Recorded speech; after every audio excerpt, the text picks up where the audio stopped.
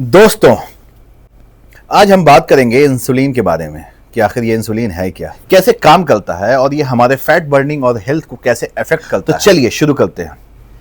इसको हम बिल्कुल सिंपल तरीके से समझेंगे कि आखिर इंसुलिन क्या है। तो दोस्तों, इंसुलिन एक ऐसा हार्मोन है जो हमारे बॉडी का पैनक्रियाज बनाता है। अब पैनक्रियाज क्या है?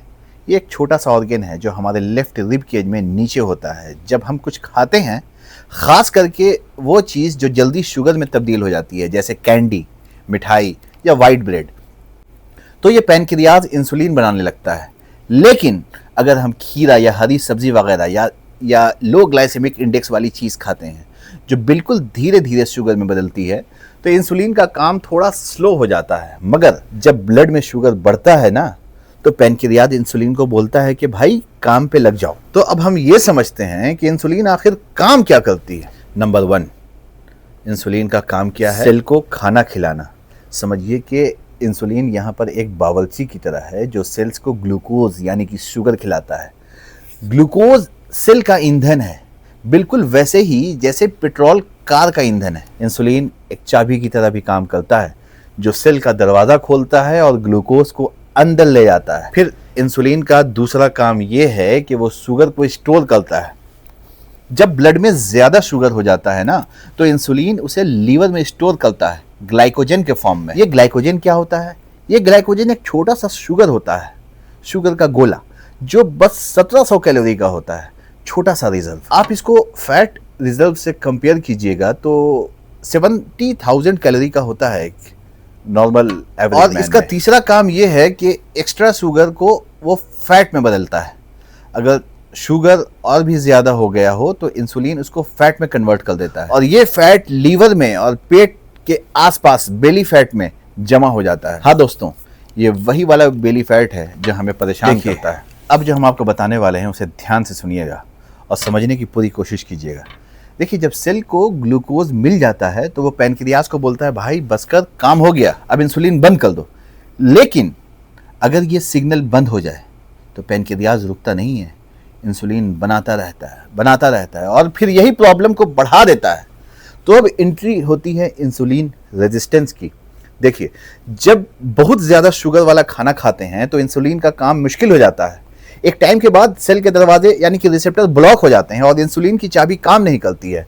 इसी को बोलते हैं इंसुलिन रेजिस्टेंस। अब ये समझिए कि क्या होता है जब इंसुलिन रेजिस्टेंस चालू हो जाता है। नंबर 1, इंसुलिन रेजिस्टेंस पे आपको सेल को ग्लूकोज नहीं मिलता है तो पैनक्रियाज और ज़्यादा इंसुलिन बनाता है, मतलब 5 से 7 गुना तक ज़्यादा बना देता है। फिर उसके बाद ये एक्स्ट्रा इंसुलिन शुगर को फैट में कन्वर्ट करता है और पेट और लीवर में फैट जमा होना चालू हो जाता है और यही प्री डायबिटीज़ की स्टार्टिंग है। अब आप जानिए कि इंसुलिन रेजिस्टेंस के सिम्टम क्या हैं।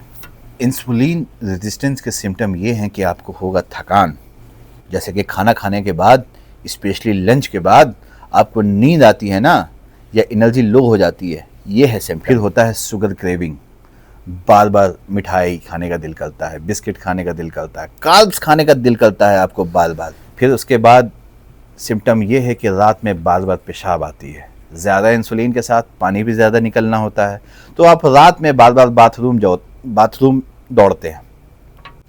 फिर उसके बाद ये सिम्टम है कि ब्रेन फॉग होने लग जाता है, दिमाग थोड़ा स्लो लगता है, कुछ याद नहीं रहता है और फोकस भी नहीं हो पाता है जैसा पहले हुआ। नंबर 5 है इन्फ्लामेशन।